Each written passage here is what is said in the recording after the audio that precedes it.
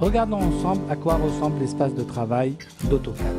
Depuis la version 2009, AutoCAD a adopté la présentation en forme de ruban, avec des onglets ici qui permettent tout simplement de naviguer entre des groupes de commandes. Ici un groupe de commandes dessin qui présente tous les outils dessin que je peux ici dérouler, fixer avec la petite épingle ici ou à nouveau replier. Je peux aller dans Vue et je retrouve ici d'autres groupes de commandes qui contiennent des commandes. Une petite flèche ici me permet de masquer ce ruban ou de l'afficher à nouveau. La palette d'accès rapide me permet d'accéder à des commandes les plus usuelles et celles que je vais utiliser régulièrement. J'ai la possibilité dans cette palette-là d'afficher d'autres commandes. Elle permet d'accéder à nouveau, ouvrir, enregistrer, annuler, imprimer et d'autres. La palette d'accès rapide me permet aussi d'afficher la barre du menu. La barre du menu qui existe toujours, qui était dans les versions précédentes et qui permet justement d'aller dans des outils dessin, cotation, outils, etc. Je vais masquer cette barre pour adopter la nouvelle manière de dessiner dans AutoCAD. Nous avons aussi la barre Info Center. La barre Info Center me permet de faire de la recherche dans AutoCAD, d'accéder à l'aide, d'accéder à mes favoris, d'aller au centre de communication d'AutoCAD pour accéder aux mises à jour ou le centre d'abonnement pour vérifier mon abonnement. AutoCAD a gardé depuis les anciennes versions la barre de commande. Cette barre de commande me permet tout simplement de saisir des commandes. Dans ce cas-là, par exemple, je vais taper ligne. Il me demande premier point et je clique un deuxième point. Je fais entrer pour valider.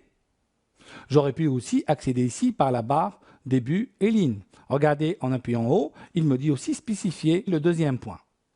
La barre de commande sert à saisir, mais je vous conseille aussi de l'utiliser comme un outil de communication avec AutoCAD parce qu'elle va vous permettre tout le temps de savoir où est-ce que vous êtes et qu'est-ce que vous voulez faire. N'oubliez pas la touche entrée pour sortir de la commande ou tout simplement la touche échappe qui permet de réinitialiser la barre de commande. Nous avons ici la barre d'état. La barre d'état avec ici l'affichage des coordonnées et des outils d'aide de dessin. Parmi ces outils-là, le fait de bloquer le mode orthogonalité pour dessiner en ortho, le polaire, l'accrochage objet, la saisie dynamique, etc. Nous aurons l'occasion de revenir sur ces commandes-là. Nous avons ici le panoramique, la loupe et d'autres outils.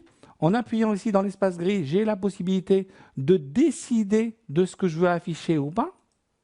Là, j'active le bouton papier objet, etc.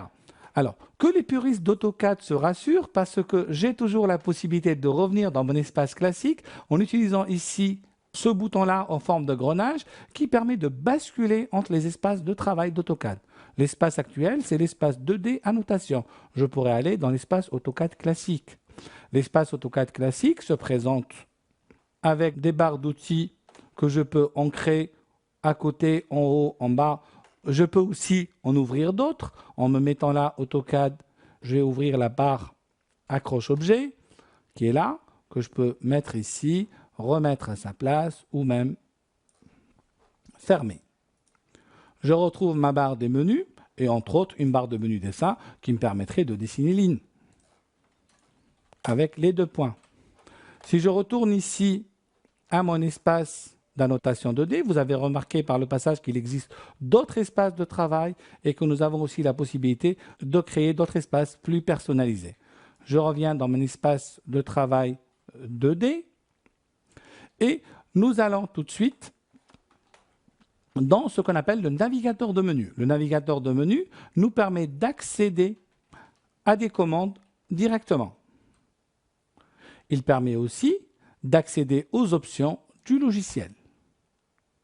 Nous avons ici les options et on va pouvoir les paramétrer. Par exemple, dans le menu Ouvrir et enregistrer, j'ai la possibilité d'activer ou désactiver l'enregistrement automatique. Je fais OK. Le navigateur de menu aussi possède des commandes qui sont assez sympathiques. Par exemple, ici, la barre de recherche qui va me permettre de rechercher une commande. Là, j'ai tapé demi, il me propose demi-droite et il me dit que cette demi-droite, par exemple, est accessible par dessin. Je me mets dessus, j'ai le schéma. On va vérifier que dans l'onglet Début, ici, Dessin, j'ai bien un outil qui s'appelle Demi-droite. Vous avez aussi la possibilité ici de nettoyer l'écran, d'enlever les palettes pour ramener votre dessin pratiquement en plein écran.